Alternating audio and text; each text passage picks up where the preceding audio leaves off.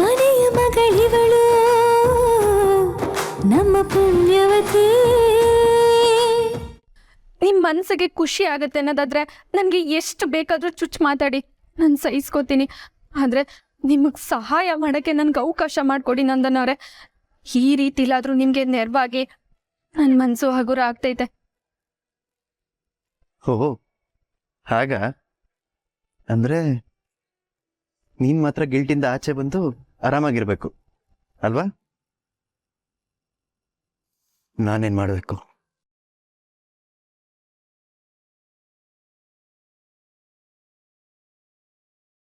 ನಮ್ಮ ಮನೆಯವ್ರ ಹತ್ರನೇ ಸುಳ್ಳು ಹೇಳ್ಕೊಂಡು ಬದುಕ್ತಿದ್ದೀನಿ ನಾನು.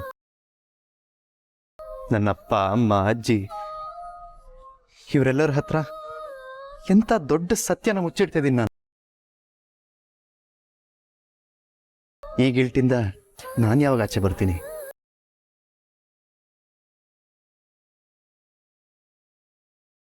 ಅವ್ರಿಗೆಲ್ಲ ಸತ್ಯ ಹೇಳ್ಬಿಡ್ಲಾ? ಸತ್ಯ ಹೇಳಿದ್ಮೇಲೂ ಈ ಮನೆ ಇಷ್ಟೇ ನೆಮ್ಮದಿಯಾಗಿರುತ್ತಾ? ಮಾತಾಡು.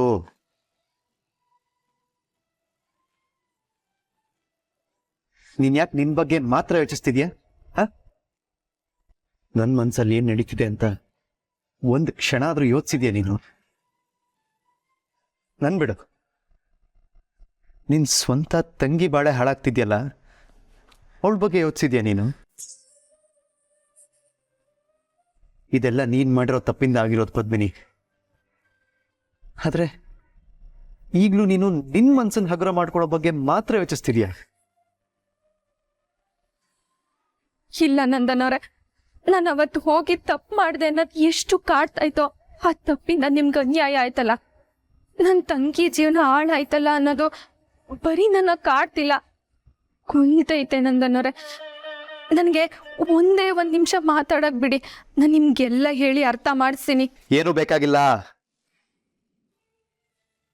ಮತ್ತೆ ಮತ್ತೆ ನಾನೇನ್ ಕೇಳಬಾರ್ದು ಅನ್ಕೊಂಡಿರ್ತೀನೋ ಅದನ್ನೇ ಮಾತಾಡ್ತೀಯ ನೀನು. ನೀನ್ ಇದನ್ನೇ ಮಾತಾಡ್ತೀಯ ಅನ್ನೋದಾದ್ರೆ ಮಾತಾಡ್ಲೇಬೇಡ.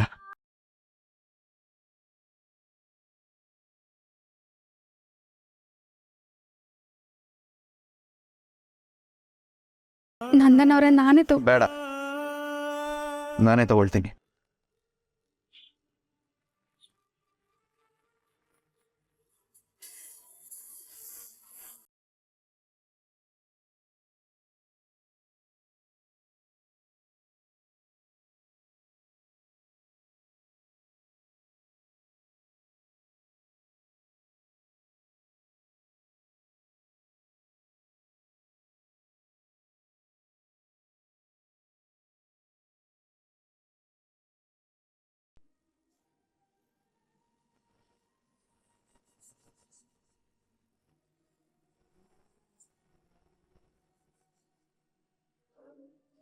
ನಿಮ್ಮಿಬ್ಬರನ್ನ ಯಾರು ದೂರ ಮಾಡಕ್ ಆಗಕ್ಕಿಲ್ಲ.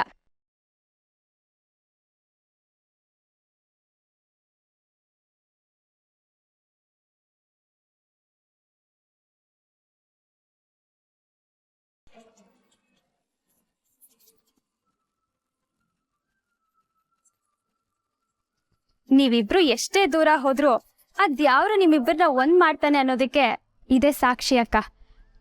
ನೋಡಿ, ಆಗಿದಾಗೋಯ್ತು, ಅದನ್ನೆಲ್ಲ ಮರ್ತು ಮುಂದೆ ಇಬ್ರು ಒಂದಾಗಿ ಜೀವನ ಮಾಡೋದು ಹೇಗೆ ಅಂತ ಯೋಚನೆ ಮಾಡಿ. ಅಲ್ಲ, ಯಾರು ಇಷ್ಟಪಡದೇ ಇರೋ ಸತ್ಯನ ಹೇಳ್ತಾ ಇದ್ರೇನೆ ಸರಿ ಅಂತೆ. ಎಲ್ರಿಗೂ ನೋವು ಕೊಡೋ ಸತ್ಯನ ಯಾಕೆ ಹೇಳ್ಬೇಕು ಅಂತ. ನಡೆದಿದ್ದನ್ನ ನಾವೇ ಮರ್ತು ಬಿಡೋಣ. ಈ ಮನೆಯವರು ನಮ್ಮ ಮನೆಯವರೆಲ್ಲ ಅಂದ್ಕೊಂಡಿರೋ ಹಾಗೆ ನೀನು ನಂದನ್ ಅವರೇ ಗಂಡ ಹೆಂಡತಿಯಾಗಿ ಬಾಳಿ, ಅದೇ ಸರಿ, ಅದೇ ನ್ಯಾಯ.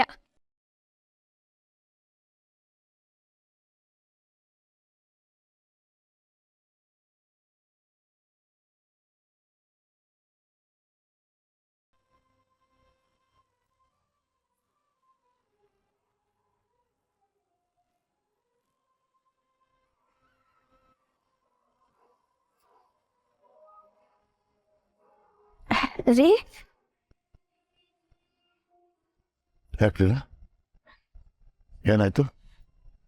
ರೀ, ನನಗೆ ಪದ್ಮಿನೇನೋ ಪೂರ್ವೇನೋ ಹಿಂಗ್ ನೋಡ್ಬೇಕು ಅನ್ನಿಸ್ತೈತೆ. ಕರ್ಕೊಂಡು ಹೋಗ್ರಿ. ಏನಪ್ಪ ಹೇಳ್ತಿದ್ದೀನಿ ನೀನು? ನಾವ್ ಈ ಸ್ಥಿತಿ ಆಗಿದ್ದೀವಿ, ಈಗ ನಾವು ಹೋಗಿ ಅವ್ರನ್ನ ಸಾಕು ರೀ.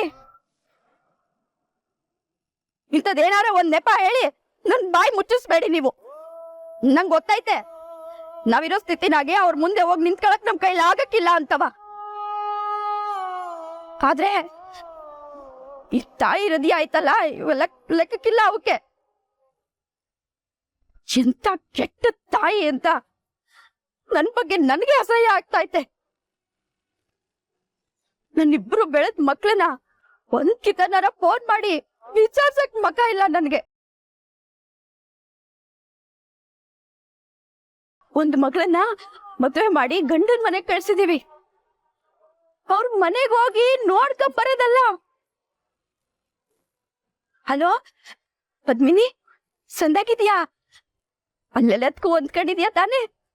ಏನು ಕಷ್ಟ ಇಲ್ಲ ಅಲ್ವಾ ನಿಂಗೆ ಅಂತಾನೂ ಕೇಳ್ತಿಲ್ಲ.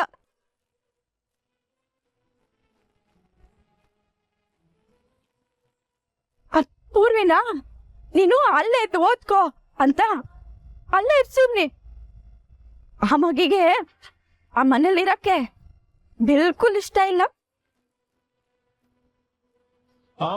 ಇಬ್ರು ನನ್ ಬಗ್ಗೆ ಅದೇನ್ ಅನ್ಕಂತಾರೋ. ಅಲ್ಲ, ಕಷ್ಟ ಏನು ಅಂತ ಕೇಳಲೇ ಇಲ್ವಲ್ಲ ನಮ್ಮವ್ವ. ಅವಳೇನಾರ ನನ್ನ ಎತ್ತು ತಾಯಿನ ಅಲ್ವಾ ಅಂತ ಒಂದು ಕ್ಷಣಕ್ಕೆ ಏನಾರ ಆ ಮಗಿಗೆ ಅನ್ಸ್ಬಿಟ್ರೆ ನನ್ ತಾಯಿ ಆಗಿನೋ ಏನ್ರಿ ಸಾಧನೆ ಮಾಡ್ದಂಗಾತು.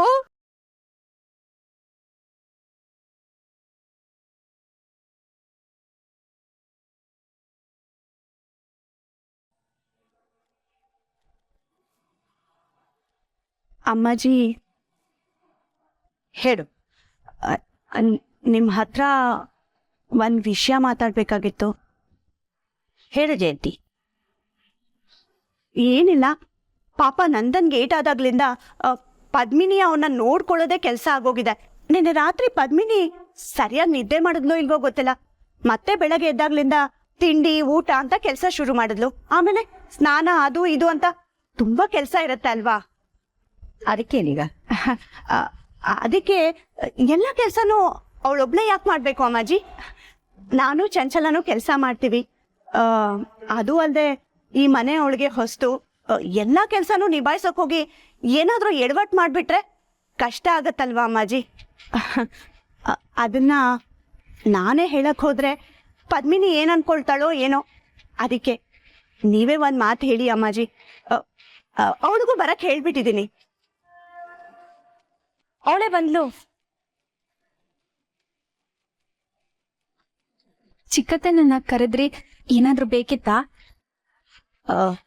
ಪದ್ಮಿನಿ, ನಂದನ್ ಕೆಲಸ ಎಲ್ಲ ನೀನು ಒಬ್ಳೇ ಮಾಡ್ತಾ ಇದೀಯಾ? ನಿನಗೆ ತುಂಬಾ ಒತ್ತಡ ಅನಿಸ್ತಿದ್ಯಾ? ಅಯ್ಯೋ ಖಂಡಿತ ಇಲ್ಲ ಅಮ್ಮಾಜಿ, ನನ್ಗೇನು ಒತ್ತಡ ಆಗ್ತಿಲ್ಲ, ನಾನೆಲ್ಲ ಮಾಡ್ತೀನಿ.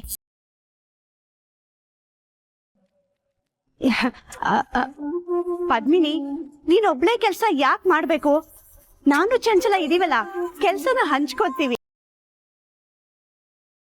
ಹೌದು ಪದ್ಮಿನಿ, ನೀನ್ ಹಿಂಗೆ ಎಲ್ಲಾ ಕೆಲ್ಸನೂ ತಲೆ ಮೇಲೆ ಹೊತ್ಕೊಂಡು ಓಡಾಡ್ತಿದ್ರೆ ನಂದನ್ ಹುಷಾರಾಗೋಷ್ಟರಲ್ಲಿ ನೀನ್ ಹುಷಾರ್ ತಪ್ಪಿಡ್ತೀಯ ಅಷ್ಟೆ.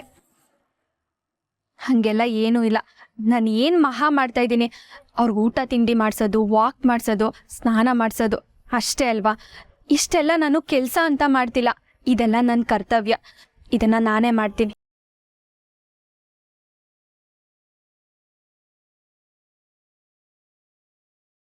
ನನಗೆ ಗೊತ್ತು ಪದ್ಮಿನಿ, ನೀನು ನಂದನ್ಗೋಸ್ಕರ ಮಾಡೋ ಪ್ರತಿ ಒಂದು ಕೆಲಸದಲ್ಲೂ ಪ್ರೀತಿ ತುಂಬಿರುತ್ತೆ. ಅದ್ಯಾವುದೂ ನಿನಗೆ ಹೊರೆ ಆಗಲ್ಲ ಅನ್ನೋದು ನನಗೂ ಚೆನ್ನಾಗಿ ಗೊತ್ತು. ಆದರೂ ನಿನಗೂ ಆಯಾಸ ಆಗತ್ತಲ್ವಾ? ಮನೆ ತುಂಬ ಜನರು ಇರಬೇಕಾದ್ರೆ ಎಲ್ಲ ಕೆಲಸನೂ ಎಲ್ಲರೂ ಶೇರ್ ಮಾಡ್ಕೊಂಡು ಮಾಡಿದ್ರೆ ನಿನಗೂ ಒತ್ತಡ ಕಮ್ಮಿ ಆಗತ್ತಲ್ವಾ? ಜಯಂತಿ ಹೇಳ್ತಾ ಇರೋದು ಸರಿಯಾಗಿದೆ. ಅವರು ಸ್ವಲ್ಪ ಎಲ್ಲ ಕೆಲಸನೂ ಮಾಡಲಿ ಬಿಡು. ಹೌದು ಅಮ್ಮಾಜಿ, ಪದ್ಮಿನಿ ಅಡ್ಗೆನ ತುಂಬಾ ಚೆನ್ನಾಗಿ ಮಾಡ್ತಾಳೆ. ಅವಳ ಕೈ ರುಚಿ ತುಂಬಾ ಚೆನ್ನಾಗಿದೆ. ಅಡ್ಗೆ ಊಟ ತಿಂಡಿ ಎಲ್ಲ ಪದ್ಮಿನಿನೇ ನೋಡ್ಕೊಳ್ಳಿ. ಓಕೆ ಅಲ್ವಾ ಅಮ್ಮಾಜಿ?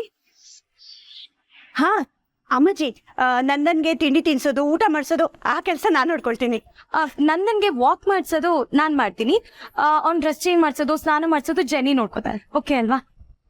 ಬೇಡ ಬೇಡ, ಬರೀ ಊಟ ತಿಂಡಿ ಜವಾಬ್ದಾರಿ ಮಾತ್ರ ನೀವು ವಹಿಸ್ಕೊಳ್ಳಿ ಸಾಕು.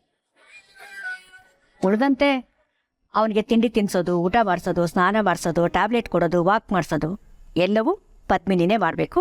ಇವಳೇ ಮಾಡಲಿ. ಸರಿ ಅಲ್ವಾ ಪದ್ಮಿನಿ?